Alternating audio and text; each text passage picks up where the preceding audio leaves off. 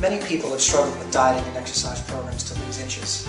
The Body by Laser program does it all for you. With the ever-growing technology of lasers that produce no heat, you can create a physical effect on your body that you want at a fraction of the cost of liposuction surgery. There's no pain, no medication, no side effects, except reducing fat cells in size and getting you to look and feel the way you've always wanted to. If you're struggling with making changes to the way you look and feel, come in and see if the Body by Laser program is right for you. You have nothing to lose, except inches.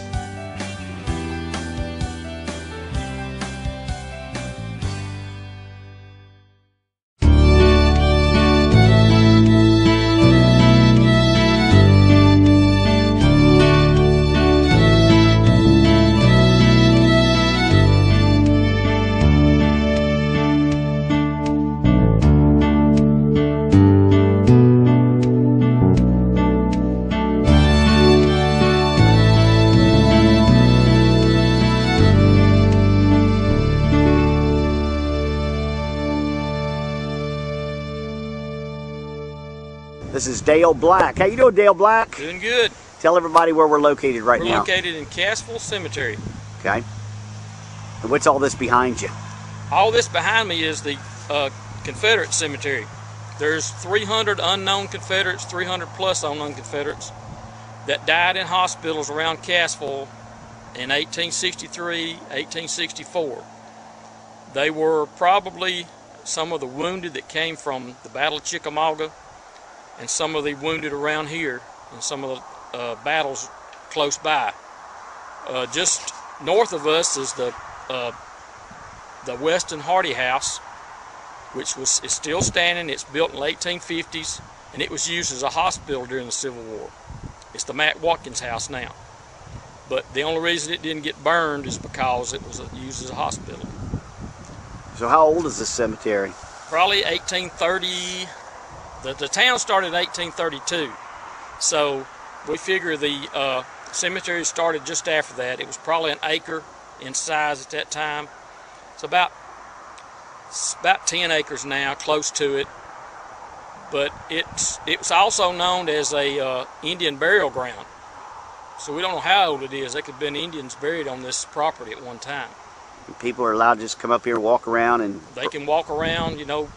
We don't want to invite anybody up here at night because you could get hurt, but we are going to have people at night in the cemetery this weekend. What is it you want people to know about this place? Well, this is all that's really left of the town of Cassville that was burned in 1864 by the 5th Ohio Cavalry on November the 5th. And it was burned, there's several reasons or causes or whatever that they thought it was burned for. It was burned because the people of Cassville were housing guerrillas, supporting guerrilla activity. They were actually raiding into the Union Army. They say they burned it because Cassville wanted to change the name of the town to Manassas. They had also changed the name of the county from Cass County to Bartow County in 1861.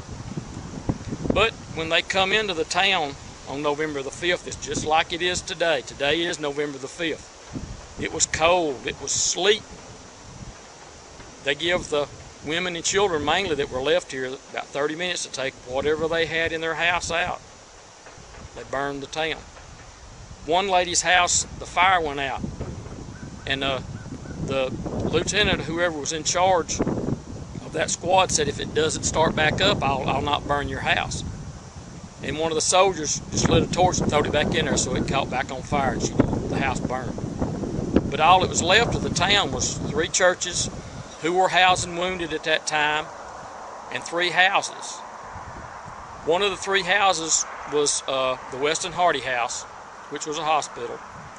One of the other houses was the home of A.C. Day, and it's kind of a story where they were unloading the stuff out of the house, and an item fell out of a Bible, and it had a Masonic symbol on it. And one of the lieutenants who were in charge of that squad to burn the house was a Mason. They put everything back in the house. They didn't burn the house. And the other house not burned was a home that the aged mother of William Tatum Wofford, who was away at war, she couldn't be moved. They didn't burn that house. but everything else was burned. The 2-story brick courthouse, all the merchants, all the stores, every house in town was burned. And so a lot of the people come to the cemetery to take refuge, because that was all that wasn't burning. There's one story of the Milholland family. The lady lived across the road here from the cemetery. Her husband he was clerk of court. He had been killed in the Civil War about 1863, and they already had his grave. They built shelters on top of the graves at that time. And she brought her 5 kids over here, and they put quilts up on the side of that shelter, and that's where they slept at night. With nothing to eat. You got to figure they didn't have anything to eat. They burned up everything. So whatever was left was just in ruins. Interesting, Dale Black. Interesting. I appreciate you joining us and educating us a little bit. Yeah, and there's a lot more. But if anybody wants to know anything, they can come to the cemetery tomorrow night. Well, this is dark. A week later. This will be. Oh, that'll be that we're going to have the luminary, on the November the 6th, which will be the 146th anniversary of the burning of Cassville. But there's more. We do a tour in the cemetery up here. We talk about the people that actually help settle I found the out county. about you on notatlanta.org. They had a little article written about this, and I guess whenever you have any events, people need to go to notatlanta.org, and yes, you'll tell them about it. And you do this frequently. We do it. We try to do it at least 2 or 3 times a year. Dale Black, thank you for joining us on Cartersville Uncut. Thank you.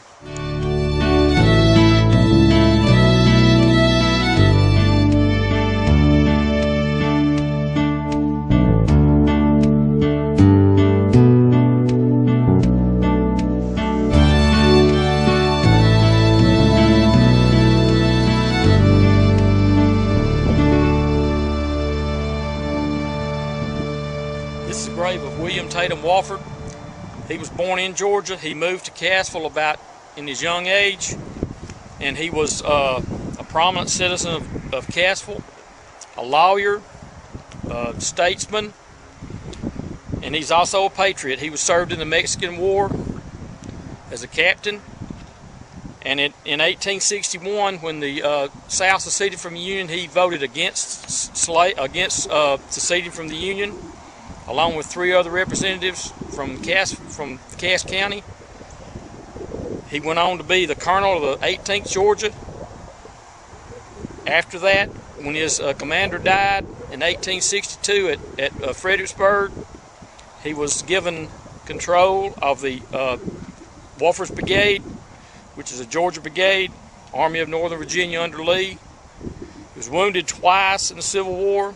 He lost 2 daughters in the Civil War, one just after the Civil War. He come back home in 1865 to get rid of the guerrilla forces around the North Georgia area, and tried to provide for the people of his county at that time. Just a great man.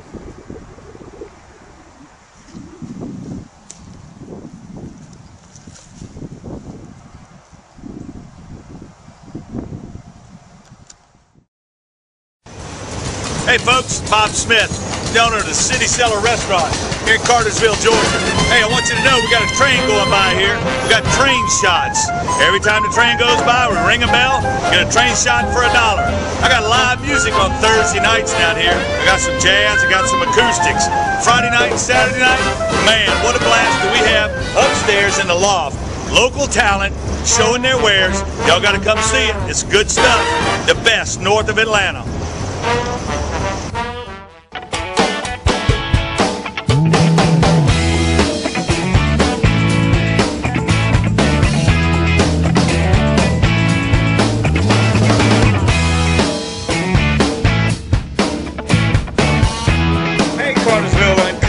I'm Mac with Mac's Formal Detailing, here detailing at Southeastern Auto Works. Hey, this is Amanda at Southeastern Auto Works. We just wanted to let you know why you're getting your car painted or your dents and dings out of your car. We can also do mechanical work on your car, such as brakes and rotors and drums, and we can also do oil changes. So if you want to come down and see us, you can come to 10 Eagles Court, Cartersville, Georgia, 30120, or you can call us at 770-606-0665. Thanks so much.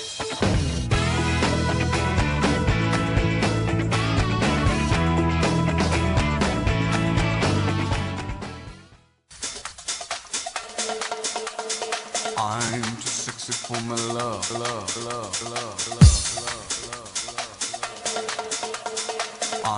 sexy for my love.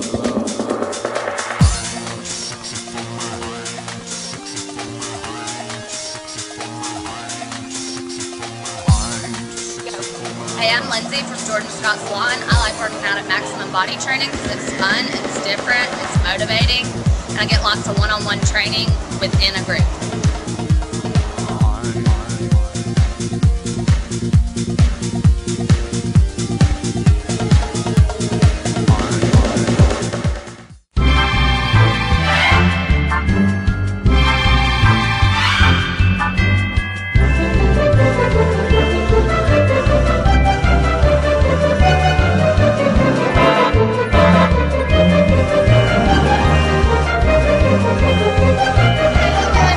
Doing very good.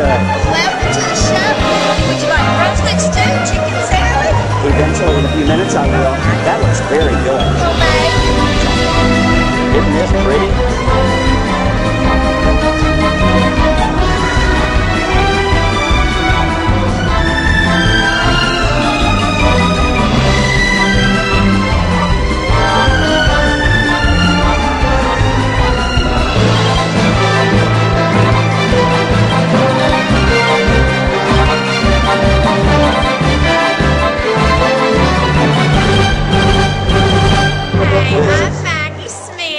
This is my grandpa Joe Tilley and my grandmother Betty Jane Tilley, but I call her Mama. So, and this is my little sister Marley. Marley's a junior at Woodland High School, and I'm a junior at North Georgia College. And they don't. I was one of the judges for the flower show. Really? Yes. So who's going to win? Is it fixed? No. It is. There's blue, red, and white ribbons, and a tricolored ribbon in each category. And it was very difficult. They're all gorgeous, beautiful chrysanthemums this year. Are they hard to grow? It takes patience. They're not that hard to grow. They order the plants in May, so they grow all summer. But I understand that if you use a lot of patience, they're very easy. You know what I asked them when I came in? I said, man, somebody drunk a lot of beer and wine and liquor to get all these bottles to put all these pretty flowers in. So, I should have belonged to this club years ago. I don't know if anyone told you, this is the 98th show, and it's the longest running chrysanthemum show in the United States. And what's the name of this building? Well, this is the Stilesboro Academy. Right. And the group that takes care of it belongs to the county, but the group that takes care of the building is the Stilesboro Improvement Club. Well, I'd like to tell an interesting fact about this building that I learned a long time ago, but Joe Tilley reminded me today, that Sherman did not burn this building down because of that sign, because it says, "In God We Trust" in Latin. And I thought that was interesting. So, no kidding, because of a sign up there. That's right. Yeah, because no of the kidding. sign up there. He was a Mason, yeah. But he fed his horses out of those troughs over there, and he also brought his horses inside the building so the rebels wouldn't shoot them, so the sharpshooters wouldn't shoot their horses. Really? He brought them inside the building here, yeah. What a fascinating building. 1864, May 1864. Well, nice to meet y'all. See, when I was a child, I thought it said no smoking. And that. Thank you, Joe. Thank you. And family. Thank you. You You better take that out.